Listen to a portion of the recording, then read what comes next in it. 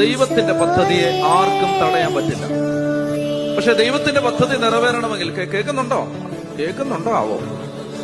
ദൈവത്തിന്റെ പദ്ധതി നിറവേറണമെങ്കിൽ നമ്മൾ എന്ത് ചെയ്യണം? പ്രാർത്ഥിക്കണം, നിരന്തരമായിട്ട് പ്രാർത്ഥിക്കണം.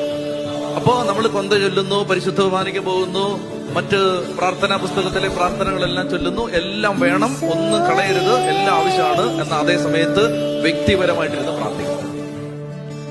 വ്യക്തിപരമായ പ്രാർത്ഥനയ്ക്ക് പകരം വെക്കാവുന്ന ഒന്നുമില്ല. പേഴ്സണൽ പ്രയർ ഒറ്റയ്ക്കിരിക്കണം. ഞാൻ നിങ്ങൾക്ക് പറഞ്ഞു തരാം കേട്ടെ.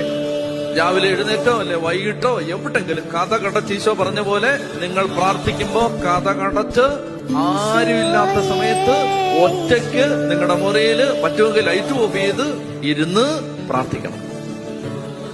അങ്ങനെ പ്രാർത്ഥിക്കുന്ന സമയത്ത് ദൈവത്തിന്റെ പദ്ധതികൾ നിറവേറാനുള്ള പ്രേരണകൾ ദൈവം തരും. 110-ാം സങ്കീർത്തനം 1-ാമത്തെ വാക്യം.